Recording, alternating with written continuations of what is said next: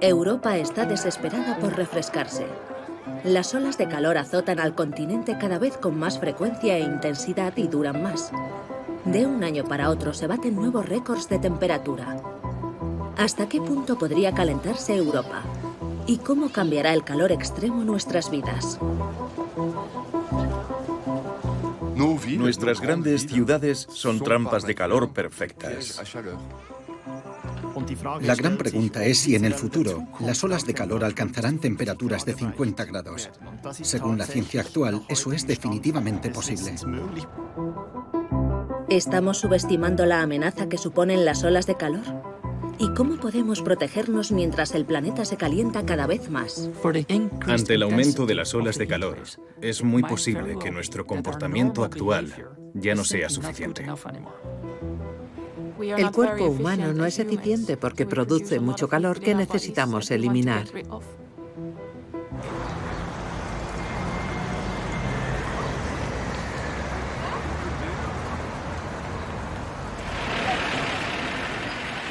Según estudios internacionales, en 2023 el riesgo de morir en una ola de calor es mayor en París que en cualquier otra ciudad europea. Pocas ciudades de Europa han sufrido un trauma térmico tan generalizado. La ola de calor nos remite y de nuevo hoy se esperan temperaturas muy altas. El verano de 2003 fue extremadamente caluroso. Hacía difícil dormir por la noche. Hubo más muertes de lo normal y las funerarias tuvieron más trabajo, pero eso no es inusual. Cuando hace calor muere más gente. Todos los años pasa lo mismo. Pero entonces ocurrió algo absolutamente increíble. Cuando en agosto suele haber una media de 38 muertes al día, de repente en 3 días registramos 650 muertes. Eso equivale a 3 accidentes de avión. Nadie había visto nunca nada parecido. La mayoría de estas muertes se produjeron en pisos, a menudo en la 6ª o 7ª planta, en habitaciones de servicio bajo tejados de zinc. Estas diminutas habitaciones resultan asfixiantes. Para los ancianos o las personas que vivían solas sin apenas contacto con el exterior, estos espacios se convirtieron en trampas mortales. Nadie se ocupaba de ellos porque la mayoría de los parisinos estaban de vacaciones. Mientras tanto, el calor convertía estos pisos en hornos y la gente simplemente moría. En una semana, el número de fallecidos en este servicio de urgencias ha aumentado considerablemente y los servicios de emergencia están al borde del colapso. El problema es muy real. Hay enfermos que están muriendo antes de lo previsto y que no deberían haber fallecido.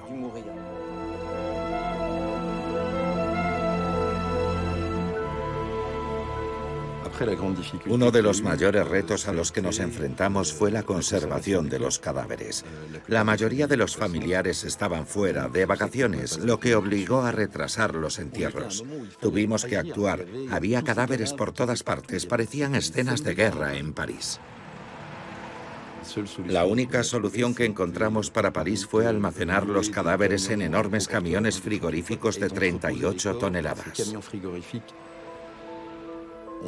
Nos vimos obligados a hacer cosas que normalmente no le gustan a nadie.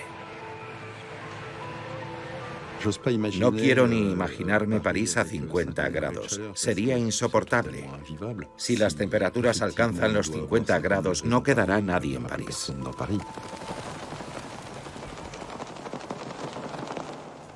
¿50 grados en París?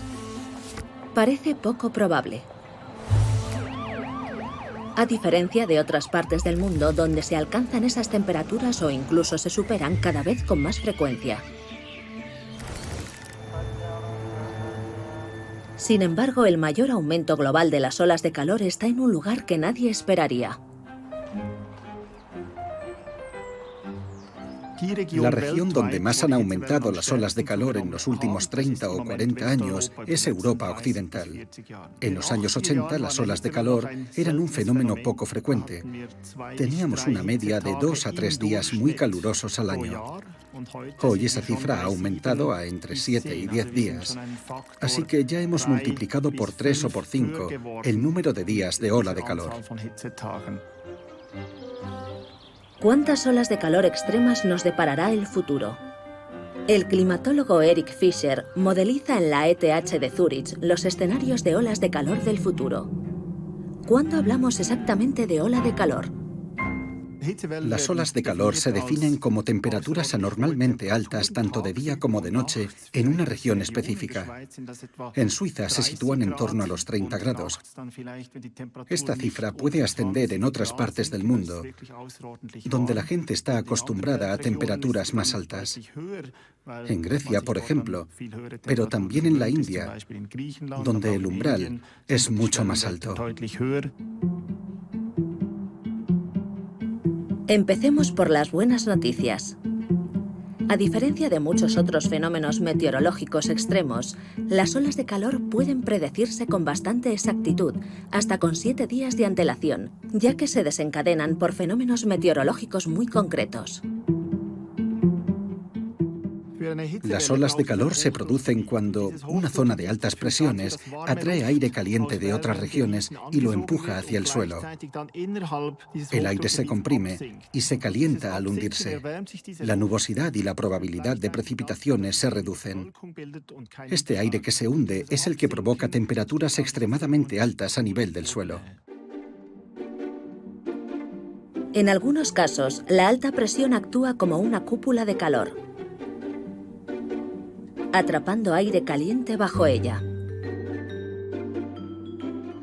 Entonces se forma una cúpula de calor dentro de esa zona de alta presión, atrapando el aire caliente y provocando lo que se conoce como una alta presión de bloqueo. Esta situación atmosférica bloqueada significa que cualquier aire frío procedente de zonas de baja presión está literalmente bloqueado y es incapaz de disipar el calor.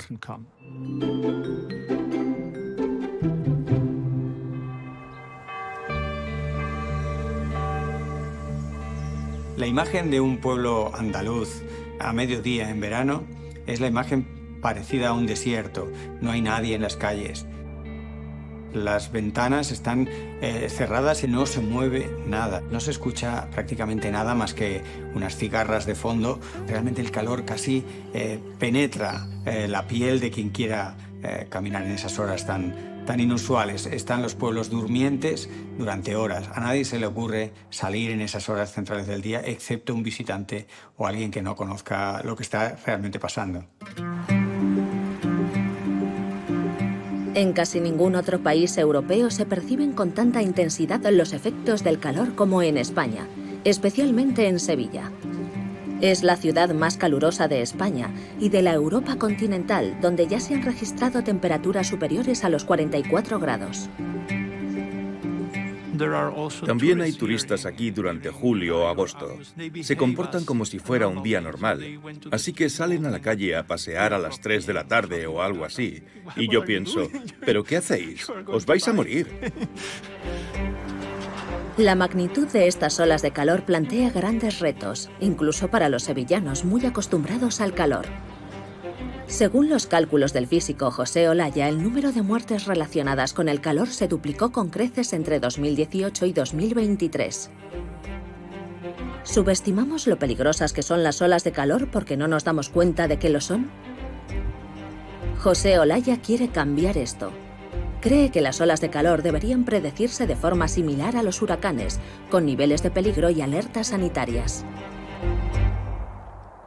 Tenemos una previsión a 5 días, con la que podemos saber si se avecinan días calurosos en un futuro próximo.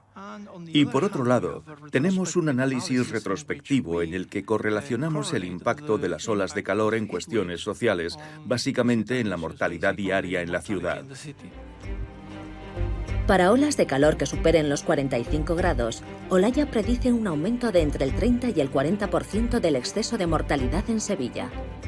Pero ¿cómo sensibilizar a la población sobre los riesgos? Una idea es poner nombres a las olas de calor, como se hace con los huracanes. Los resultados preliminares de las encuestas son positivos en el sentido de que la población que oía el nombre de la ola de calor era más propensa a tomar medidas preventivas para mitigar el efecto de la misma. Unos sistemas de detección precoz adecuados podrían desempeñar un papel mucho más importante en el futuro. Pero ¿por qué de entre todos los lugares aumentan tanto las olas de calor en Europa? El clima sigue siendo exactamente el mismo, pero con un telón de fondo más cálido. Simplemente hace más calor para los mismos patrones meteorológicos, por lo que las temperaturas empiezan a subir. La duración de las olas de calor aumenta y los umbrales de temperatura se superan durante más tiempo. Europa se calienta más rápido que cualquier otro continente. En comparación con la época preindustrial, el cambio climático ya ha provocado un aumento de la temperatura media de 2,2 grados. Las olas de calor son más frecuentes porque parten de una temperatura inicial más alta que nunca. Sin embargo, hay otra razón que explica el rápido aumento de las olas de calor en Europa. Las corrientes de aire rápido o corrientes en chorro. Una de ellas fluye por el hemisferio norte a unos 10 kilómetros de altura y suele traer aire más frío en forma de zonas de bajas presiones. Pero las corrientes en chorro pueden dividirse en dos ramas, provocando el desvío de las zonas de bajas presiones. El resultado son olas de calor más intensas. Los llamados estados de doble chorro son cada vez más largos y explican alrededor del 30% de la tendencia al alza de las olas de calor en Europa. En Europa occidental incluso casi el 100%. Esta situación da lugar a un récord de temperatura tras otro, una evolución extraña dado que los récords deberían producirse con poca frecuencia. Es importante comprender que las olas de calor no aumentan linealmente con el calentamiento global, sino de forma desproporcionada. Las olas de calor que se producían cada 50 años a finales del siglo XIX son hoy hasta 5 veces más frecuentes. Si alcanzamos el punto de referencia del Acuerdo de París sobre el clima de un aumento de 1,5 grados en las temperaturas globales, la frecuencia se multiplicará por 9 y por 14 si las temperaturas globales aumentan 2 grados. Si no alcanzamos nuestros objetivos climáticos y las temperaturas suben 4 grados, entonces se dispara. Cabría esperar condiciones meteorológicas sin precedentes en 40 de los próximos 50 años. En algunos países europeos ya se observa un cambio de ritmo para huir del calor. En España, como en muchos sitios cálidos, hay una adaptación en las costumbres, en los ritmos, en las actividades a ese calor. En las tradiciones de los países, sobre todo cuanto más al sur, está la famosa siesta, un momento de pausa, de descanso, un momento en el que hay que dejar que el calor disminuya. Básicamente pasan por acomodar su actividad y muchas de las interacciones sociales a los momentos de menos calor. El problema principal de las olas de calor es que no hay nada que escape a ellas. Tendemos a pensar que siempre podremos huir o que no todo está afectado por las olas de calor y esto es lo que las convierte en algo tremendamente peligroso. Pero si no podemos escapar de ellas, ¿cómo nos afecta el calor? ¿Podemos seguir funcionando a altas temperaturas?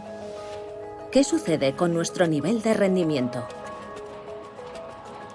Nuestros experimentos demuestran que el calor cambia algo nuestra percepción del tiempo. La gente tiende a pensar que el tiempo pasa más rápido. Piensa que normalmente es un segundo y luego, en un ambiente más caluroso, piensa que este segundo ya ha pasado después de esta cantidad de tiempo. También vemos que la gente toma decisiones más rápido y luego comete más errores.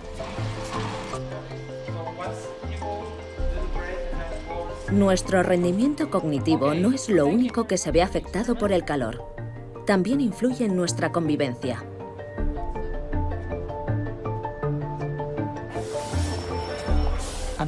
Otra perspectiva sería que el calor afecta a nuestro estado mental y emocional. Por tanto, también se ve que la paciencia de las personas disminuye. Y si están en grupo, el calor puede hacerlas más agresivas porque no tienen la misma paciencia que normalmente tendrían con otra persona. Así que parece haber una conexión entre el calor y la agresividad. Cuando el calor nos saca de nuestra zona de confort, nuestros cuerpos liberan hormonas esenciales para la supervivencia. Se supone que nos protegen de la deshidratación, pero también nos hacen más agresivos. E incluso nuestra disposición a ayudar disminuye notablemente con el calor. Esto se debe a que nuestro cuerpo funciona entonces en modo eficiencia, por lo que tendemos a ocuparnos más de nuestras propias necesidades que de las de los demás. Así que el calor tiene muchos efectos negativos sobre nosotros, pero ¿es simplemente porque no estamos acostumbrados a él? Al fin y al cabo, nos hemos adaptado a diferentes condiciones climáticas a lo largo de la historia. ¿Por qué ahora no? Lisa Close y Boris Kimma investigan cuestiones como estas. ¿Existe una temperatura ideal para los seres humanos? Si me preguntas, ¿cuál es la temperatura ideal? Te diría, no existe una temperatura ideal. Puedes estar sentado en una terraza, tomándote algo y sentirte bien. Pero en ese mismo entorno, con las mismas condiciones, si alguien está trabajando, esa persona estaría fuera de su zona de confort. El calor puede llevarnos rápidamente a nuestros límites. Pero ¿qué pasaría si pudiéramos alterarlos?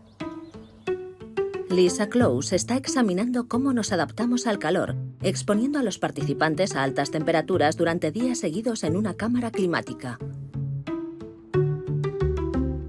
En la cámara climática le proporcionamos una píldora telemétrica que nos permite medir la temperatura central del cuerpo, que representa la temperatura de los órganos vitales. Nuestros cuerpos son dispositivos de medición altamente sensibles que reaccionan a cualquier cambio de temperatura de forma totalmente inconsciente. El calor en sí es invisible, pero podemos sentirlo. Aunque nuestra temperatura corporal media ronda los 37 grados, producimos calor constantemente, por ejemplo, a través del metabolismo. Este calor adicional debe ser liberado. Se trata de un proceso vital, ya que los seres humanos solo toleramos fluctuaciones mínimas en nuestra temperatura corporal. Pero ¿cómo hace eso nuestro cuerpo? Aquí tengo un objeto frío y otro caliente. ¿Están en equilibrio? No, porque el objeto caliente es más caliente que su entorno y el objeto frío es más frío que su entorno. Esto significa que este helado está absorbiendo calor del entorno. El calor fluye desde el entorno hacia el helado, calentándolo hasta que alcanza la misma temperatura. Pero, por supuesto, ya no es hielo. Mejor disfrutarlo ahora.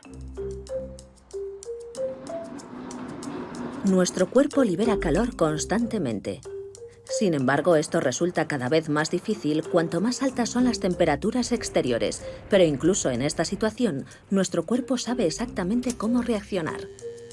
Cualquier aumento de temperatura es detectado por una serie de células nerviosas sensibles al calor.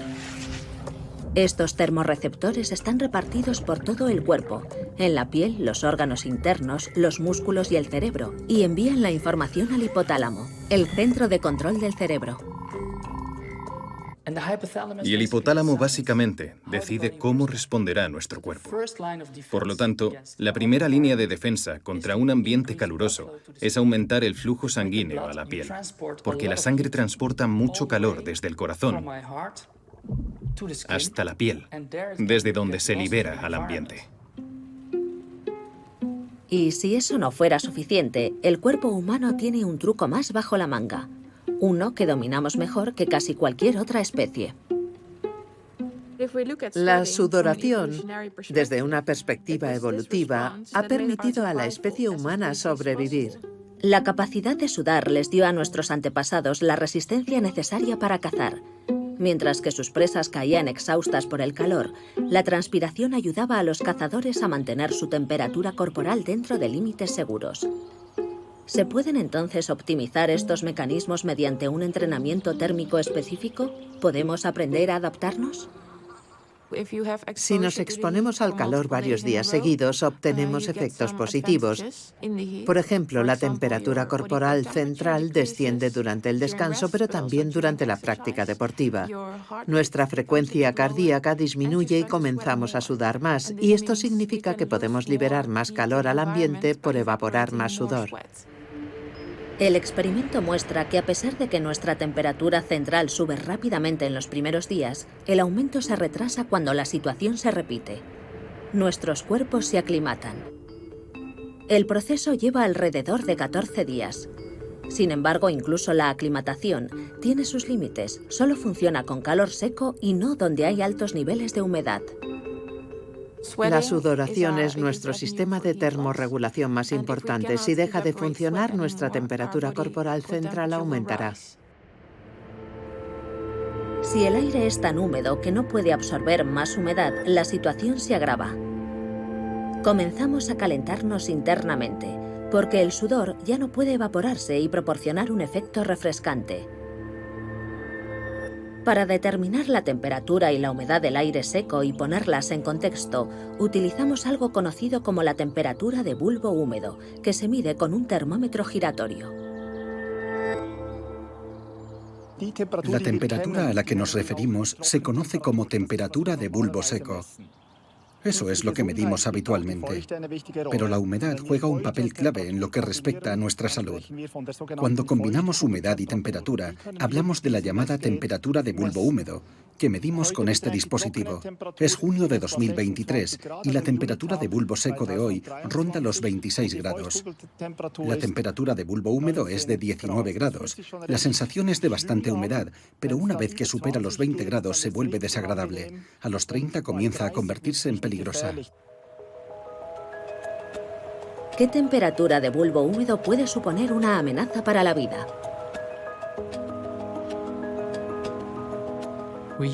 Antes se pensaba que una temperatura de bulbo húmedo de 35 grados era el límite para la supervivencia humana. Pero esto solo es posible cuando se está inactivo, si estamos acostados en el suelo, desnudos, y todo el sudor se puede evaporar. Pero en el momento en que tengamos alguna actividad, y para sobrevivir es necesaria alguna actividad, vemos que este valor desciende bastante rápido. Experimentos recientes en Estados Unidos han demostrado que disminuye rápidamente a aproximadamente 31 grados y con niveles de actividad más altos descenderá aún más. También depende de los diferentes grupos de edad. Por ejemplo, en las personas mayores que sudan menos, este valor crítico también es más bajo. Eric Fisher predice que grandes sectores de la población mundial se verán afectados. Algunas regiones podrían incluso volverse inhabitables. Estas condiciones las estamos viendo, por supuesto, en el Caribe, México, en Estados Unidos, y se vuelven mucho más problemáticas en Asia tropical, por ejemplo, en lugares como Pakistán o la India, donde umbrales letales para el ser humano ya se han alcanzado. De hecho, estas condiciones están impulsando a muchas personas, a millones de personas, a iniciar migraciones buscando lugares donde su cuerpo pueda sobrevivir a las altas humedades y las altas temperaturas. Este escenario podría afectar a unos 1.500 millones de personas en el sur de Asia a finales de siglo. A diferencia del próspero hemisferio norte, esa parte del mundo a menudo carece de los medios para protegerse del calor. Las zonas costeras, en particular, corren el riesgo de volverse inhabitables debido a las temperaturas extremas y la elevada humedad. El resultado sería una migración climática hacia regiones más frescas. En Europa, las temperaturas de bulbo húmedo se encuentran aún muy por debajo de los umbrales críticos, pero debemos prepararnos para escenarios climáticos extremos. Llevamos viviendo mucho tiempo en épocas de relativa estabilidad térmica. Estas han dado forma al modo en que diseñamos y construimos nuestras ciudades, pero un futuro más caluroso significa que nos veremos obligados a adaptar nuestros espacios vitales, especialmente en nuestras grandes ciudades. Allí es donde se concentra el calor. El diseño de las ciudades las ha convertido en auténticos imanes térmicos. En Lyon, la segunda ciudad más grande de Francia, el clima en 2050 podría ser similar al de Madrid hoy. Estamos en Lyon, en el moderno barrio de Pardieu. La infraestructura aquí es hormigón, losas de hormigón, cemento y más hormigón. Y el sol que brilla sobre todos estos materiales emite energía que luego se irradia por la noche en forma de calor. Y ese es el origen físico de las islas de calor urbanas. El efecto de isla de calor urbana es más notable por la noche. El suelo pavimentado y las fachadas de los edificios emiten calor a la atmósfera más fría, lo que da como resultado noches tropicales en la ciudad y una diferencia de temperatura de hasta 10 grados con respecto a sus alrededores. Una situación que priva a las personas del sueño necesario para recuperarse del calor diurno. La solución obvia es encender el aire acondicionado, pero esto solo agrava el problema. Los aparatos de aire acondicionado también producen calor, elevando la temperatura del aire en las ciudades hasta 2,4 grados cuando se utilizan de forma generalizada. Un aumento de calor que hay que volver a enfriar con un esfuerzo adicional. Es un círculo vicioso, y es más, no todo el mundo tiene acceso al aire acondicionado. Con las olas de calor se aumenta la injusticia y la desigualdad. Las personas más pobres lo sufren de forma mucho más dramática. Los mapas lo revelan con claridad. Los ingresos en hospital, pero también la propia temperatura del asfalto de las calles, que tienen menos árboles que las protejan. Las personas con menos recursos económicos están mucho más expuestas a las olas de calor. Cada vez más ciudades intentan contrarrestar el calor utilizando el color blanco. El blanco refleja los rayos del sol y evita el calentamiento de edificios y calles. Cuanto más brillante sea el tono de blanco, más luz solar refleja.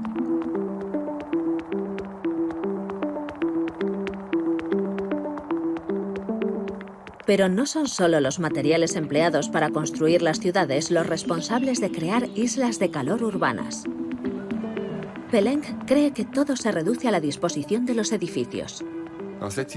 La idea de la física urbana nació en Boston, cuando trabajaba en el MIT. Un colega y yo solíamos parar para tomar un café cada 2 horas. El patio central del MIT da al río Charles, que separa Cambridge de Boston, con una vista fantástica del paisaje de la ciudad. Así nos dimos cuenta de que los edificios se asemejan a una hilera de moléculas sobre una superficie con diferentes alturas. Decidimos calcular coeficientes y funciones que nos permitieran describir el orden o desorden de esas moléculas. El trazado de estilo europeo de Boston inspiró a Peleng para determinar la correlación entre la disposición de los edificios y las temperaturas urbanas. Lo que descubrió fue sorprendente.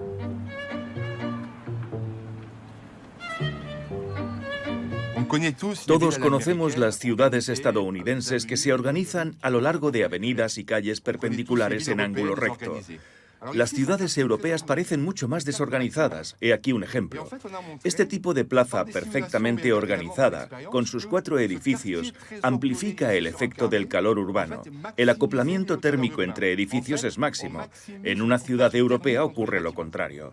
Un trazado desorganizado reduce el acoplamiento térmico, lo que se traduce en menos islas de calor urbano. El acoplamiento térmico puede compararse con una máquina de pinball. Hay una interacción entre edificios en la que el calor se refleja de una superficie a otra a la velocidad del rayo, aumentando la temperatura del aire urbano. Si tuviera que optimizar este barrio, introduciría edificios de diferentes alturas. Esto minimiza la altura de las fachadas opuestas. Y si colocamos otro edificio pequeño aquí, tendremos el barrio del futuro con islas de calor mínimas. Pero no deja de parecer el barrio de antes, un barrio con el sabor del pasado. Desde esta perspectiva, nuestras ciudades deberían construirse de forma muy distinta o inspirarnos en el pasado. Barrios más pequeños con una mezcla de edificios de diferentes alturas, con la separación adecuada, lo más grande posible para evitar el acoplamiento térmico, o lo suficientemente estrecha para que entre menos radiación solar directa. De día, el moderno barrio de la Pardieu de Lyon ya es 4 grados más cálido que el casco antiguo medieval. Por la noche la diferencia es aún mayor, cuando el calor absorbido se libera al aire más frío de los alrededores. Unos 200 millones de personas viven hoy en más de 350 ciudades de todo el mundo, donde las temperaturas máximas superan los 35 grados. En 2050 la cifra podría ascender a 1.600 millones. Adaptar los espacios urbanos puede suponer un reto, especialmente en París, con su miríada de lugares históricos protegidos. Sin embargo, mientras que en 2010 solo hubo 14 días de ola de calor, se prevé que en 2030 serán 20. Mientras que en Lyon identificamos barrios más cálidos y más fríos, no ocurre lo mismo en París. París es una enorme isla de calor causada no solo por su densidad urbana, sino también por su arquitectura. Donde quiera que miremos vemos los mismos edificios de 5 plantas y la misma anchura de calles, lo que hace que el acoplamiento térmico sea aquí especialmente intenso. París es una gran isla de calor. La diferencia de temperatura respecto a las afueras puede ser de hasta 10 grados. ¿Cómo puede enfriarse esta metrópolis de millones de habitantes? Una idea es construir una gigantesca central de refrigeración subterránea a 30 metros bajo tierra. Estoy en una planta de sistemas de refrigeración que produce agua muy fría. La explotación de la red la realiza la empresa Fresher de París, que abastece de agua refrigerada a casi 800 abonados en París. El agua se extrae del río Sena y se enfría entre 2 y 4 grados utilizando energía renovable. A continuación, el agua se bombea por toda la ciudad a través de una red de distribución de casi 90 kilómetros de tuberías. El agua refrigerada circula por museos, grandes almacenes y hoteles, donde enfría las temperaturas interiores absorbiendo el calor. Después, el agua vuelve al sistema de refrigeración a unos 12 grados, donde se enfría de nuevo antes de ser bombeada otra vez.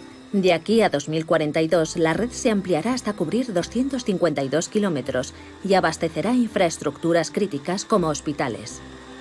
Es una refrigeración más respetuosa con el medio ambiente que el aire acondicionado tradicional, una infraestructura que no contribuye al efecto isla de calor urbano. Entre los clientes de Fresher de París se encuentran los grandes almacenes más antiguos de la ciudad.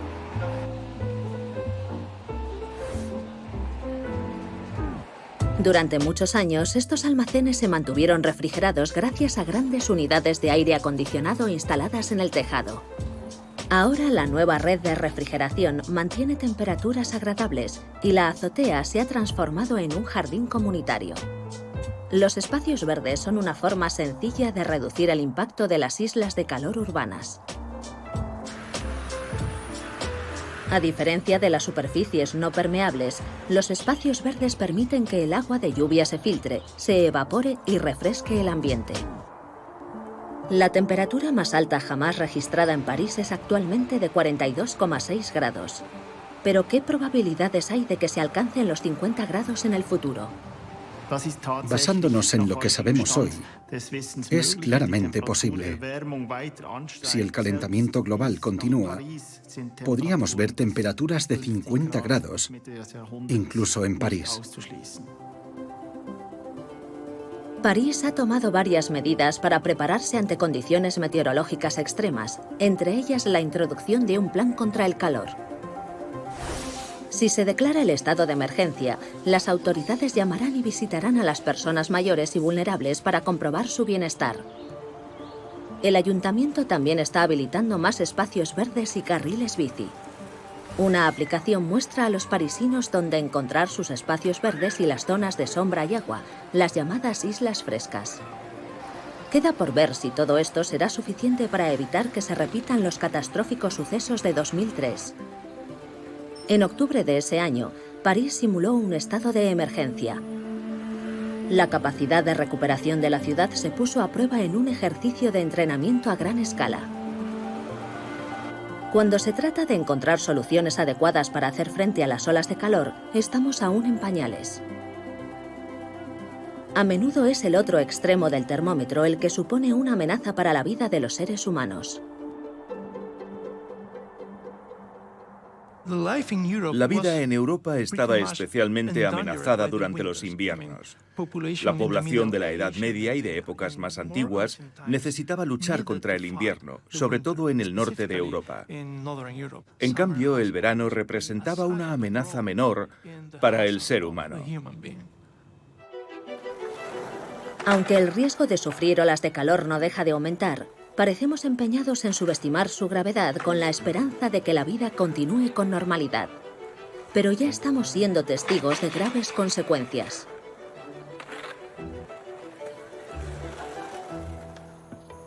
Según estudios de la Agencia Europea de Medio Ambiente, entre 1980 y 2022, las olas de calor causaron daños económicos por valor de unos 130.000 millones de euros en la Unión Europea. España es el país más afectado de Europa. Las olas de calor del verano de 2023 provocaron enormes pérdidas en la economía española, en particular en el sector agrícola. El 80% del agua de España se destina a la agricultura. Para hacer posibles los cultivos, se extrae agua de lagos y ríos de zonas ya muy secas para llevarlas a los cultivos, a menudo de forma ilegal. Y eso no hace más que agravar la situación.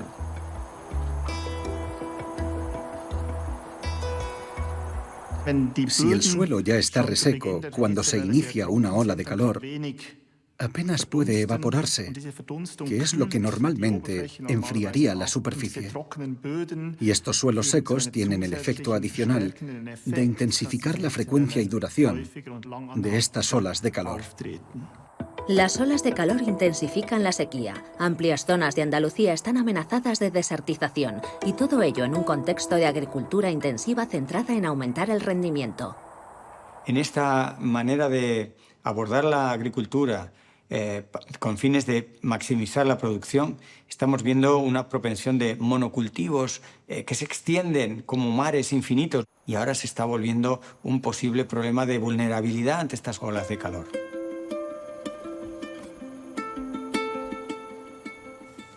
Estamos en un mar de olivos. Yo creo que el 90-95% de las personas vivimos de esto. Es casi, podríamos decir, un monocultivo. España es el mayor productor mundial de aceite. La mayor parte de la producción procede de los 66 millones de olivos de la provincia andaluza de Jaén. Como los olivos no son especialmente exigentes y apenas necesitan agua, se adaptan perfectamente al clima seco de Andalucía. Pero incluso los olivos tienen sus límites. Yo me acuerdo de pequeño, llovía muchísimo más. De hecho, yo cuando era pequeño no existían los riegos por goteo ni, en fin, las ayudas de riego. Era simplemente lo que llovía. Ahora llevamos cuestión de 10, 15 años que, bueno, pues las temperaturas son muchísimo más altas y las épocas son más largas de lluvia a lluvia, y eso es lo que nos está condicionando ahora. Y en los años venideros se prevé una pluviosidad aún menor. Las sequías extremas unidas a las olas de calor están perjudicando a los olivos, especialmente durante el crucial periodo de la floración. Llevamos 2 años que en esa época corre un viento del sur africano muy caliente que hace que esa flor, que está eso es muy tierna, la quema. Si quema esa flor ya no tenemos el fruto. Por eso llevamos 2 años que la producción es tan baja, porque es exactamente en esa época tan importante se quema la flor. Por esas olas de calor y por esos días, porque luego también son momentos puntuales, son 2-3 días, pero en esos 2-3 días te lo juegas todo te lo echa a pique. Las malas cosechas provocadas por el calor extremo y la sequía amenazan el sustento de olivareros como Agustín. A medida que el planeta se calienta más y más, ¿es sostenible una agricultura basada casi exclusivamente en monocultivos? Los fenómenos meteorológicos extremos como las olas de calor suponen una grave amenaza para nuestro suministro de alimentos, incluso en lugares que ni podríamos sospechar. El mar.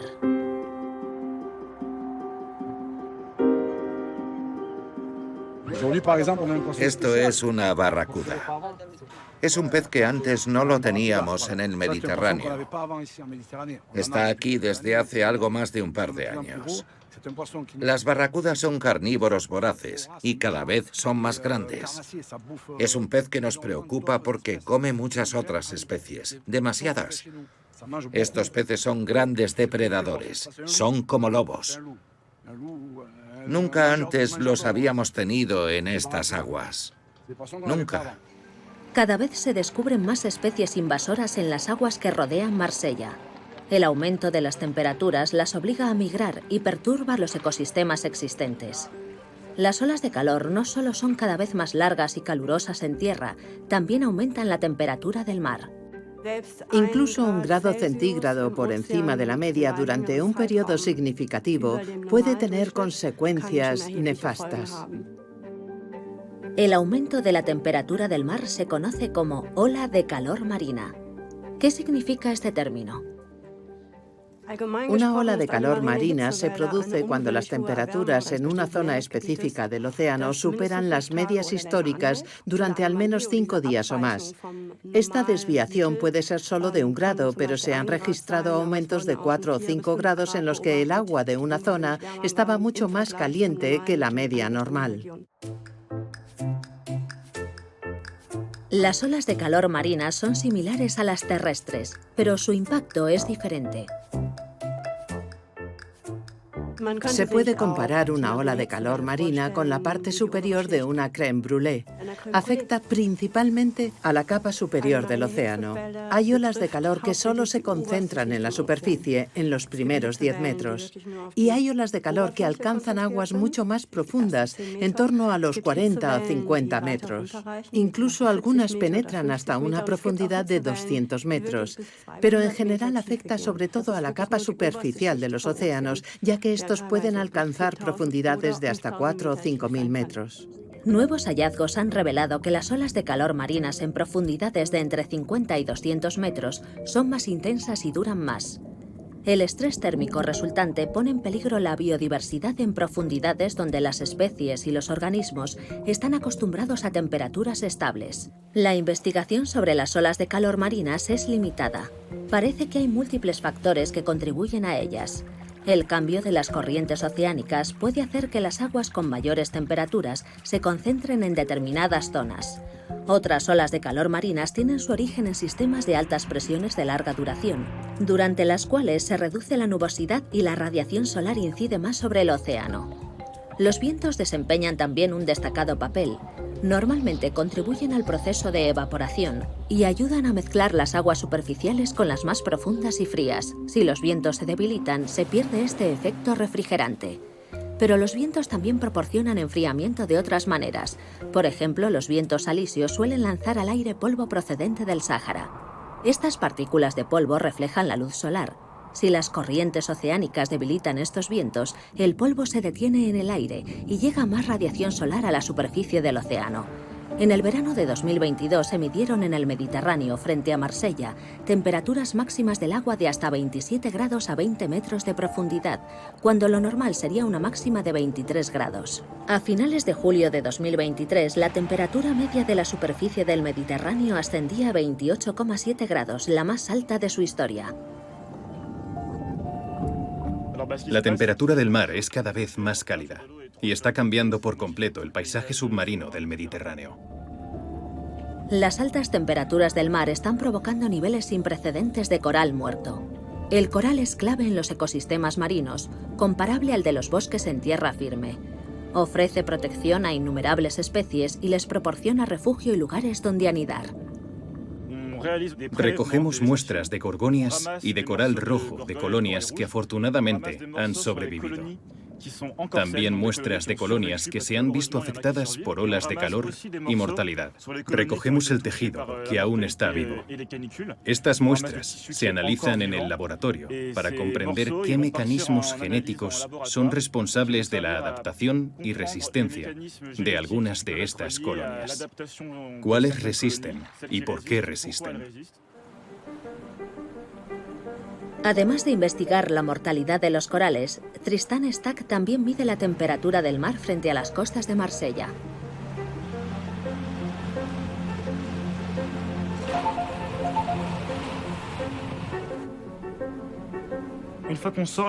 Una vez analizados los datos, obtenemos este diagrama que muestra las temperaturas a profundidades de 0 a 40 metros durante todo el verano y parte del otoño. Registramos varias anomalías térmicas en las que hubo olas de calor marinas y algunos días con temperaturas muy altas, de hasta 28 grados. Hasta el 80% de las colonias de coral de las zonas menos profundas murieron. Las cifras duplican el anterior récord de mortalidad del coral, registrado en 2003, hace algo más de 20 años. Mientras que las olas de calor terrestres suelen durar unos días o semanas como mucho, las marinas pueden prolongarse durante meses o incluso años, porque el agua del mar reacciona más lentamente que el aire. En 2013 se produjo una enorme ola de calor marina en el Pacífico Norte que cubrió más de 4 millones de kilómetros cuadrados y que duró más de 2 años. Los medios de comunicación la denominaron burbuja. Esta enorme burbuja de calor impidió que las aguas profundas, ricas en nutrientes, subieran a la superficie. El fitoplancton y los crustáceos prácticamente desaparecieron. Como consecuencia, perecieron más de 100 millones de bacalaos del Pacífico y decenas de miles de aves marinas. Las aguas más cálidas provocaron una explosión de algas tóxicas que paralizó la industria pesquera. Es difícil predecir si una ola de calor tan grave es inminente en el Mediterráneo. Pero al ser un mar relativamente pequeño y casi completamente rodeado de tierra, ya se está calentando un 20% más rápido que otros mares. Desde los años 80, la temperatura de la superficie del Mediterráneo se ha incrementado una media de 0,4 grados cada década. El aumento y la intensidad de las olas de calor marinas se debe a una enorme sobreestimulación de nuestros océanos. Según el Grupo Intergubernamental de Expertos sobre el Cambio Climático, los océanos han absorbido más del 93% de los gases de efecto invernadero en los últimos 25 años, equivalente a la energía térmica de unos 3.600 millones de bombas nucleares. Este calentamiento será irreversible durante miles de años. Los efectos de este calentamiento provocan el deshielo de los polos junto a la subida del nivel del mar. Pero el aumento de las temperaturas también influye en el desarrollo de las olas de calor marinas, en su intensidad y en su frecuencia.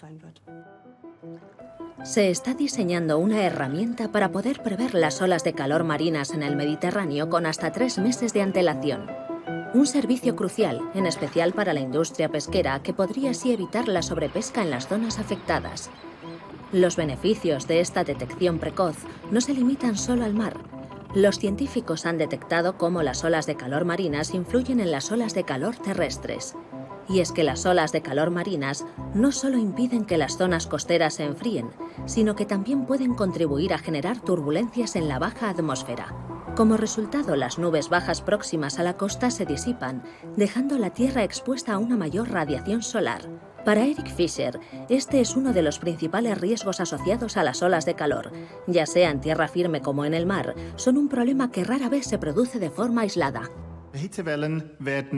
Las olas de calor suelen terminar con tormentas colosales.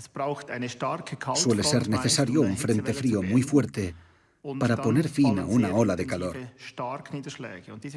Estas tormentas van acompañadas de lluvias torrenciales que caen sobre suelos secos y agrietados que no pueden absorber el agua, lo que a su vez provoca inundaciones repentinas. Hemos visto repetidamente inundaciones tras una ola de calor.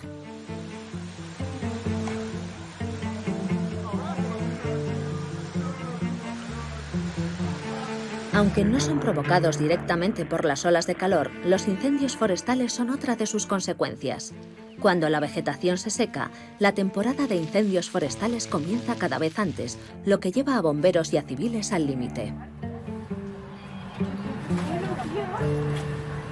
Estamos teniendo incendios de lo que se conoce como incendios de sexta generación, que son técnicamente inextinguibles. Una vez que tienen lugar, solo podemos salvar a las personas, proteger algunas infraestructuras y esperar que se apaguen. La cantidad de combustible, las condiciones de temperatura, la duración de esas condiciones, si se suman con viento, hacen de estos incendios una gran catástrofe. Aunque estos escenarios extremos no sean siempre inminentes, tendremos que vivir con las numerosas consecuencias de las olas de calor. Y necesitaremos constantemente innovaciones. ¿Qué les parece, por ejemplo, esta gigantesca sombrilla?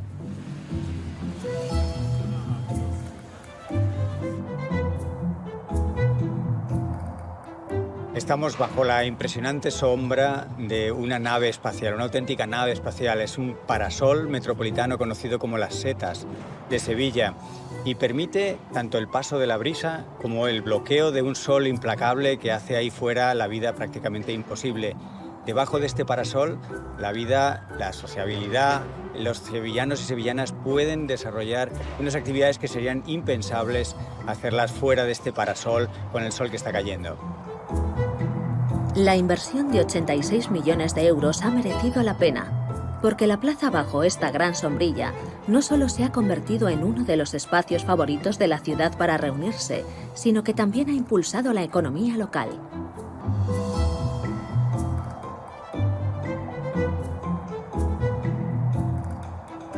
Pero no siempre tiene que tratarse de construcciones monumentales.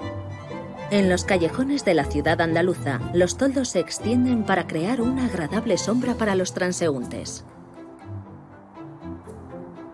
Estos toldos vela pueden reducir hasta 6 grados las temperaturas de las fachadas, que a menudo están por encima de los 40. También bajan hasta 16 grados las temperaturas del suelo, que pueden llegar a superar los 50. La adaptación del comportamiento es mucho más fuerte y rápida que el cambio biológico que se produce a través de la evolución. Y gran parte de nuestro comportamiento se basa en nuestra cultura. Así que, al final, lo que cuenta es la capacidad de la especie humana para adaptarse al entorno. Así es como hemos podido poblar todo el planeta. Y ahora, con el cambio climático y el aumento de la frecuencia de las olas de calor, somos nosotros, una vez más, los que tenemos que adaptarnos al nuevo entorno térmico y no al revés. Las olas de calor actuales nos están obligando ya a adaptar nuestros espacios vitales. ¿Será suficiente para las olas de calor del mañana? En mi visión sobre qué nos espera frente a las olas de calor, hay una lucha entre el Fernando científico y el Fernando humano. El Fernando científico ve las proyecciones, ve las trayectorias, ve los escenarios, según lo que emitamos, pues así será el calor, etc. Y el Fernando humano a veces se asusta y a veces lucha por ser optimista. No es seguro que haya un apocalipsis. Tenemos que desarrollar ese optimismo y eso es lo que me digo cada mañana. Trabajemos por esa probabilidad que cada vez es más pequeña, pero que todavía no es cero, de trabajar por unas ciudades más habitables, trabajar por un mundo en el que podamos vivir más cómodamente, en el que vivamos de forma más lógica, más acorde a las limitaciones de la naturaleza y por tanto en el que las olas de calor las podamos gestionar de una manera más amigable. Es posible, pero es difícil.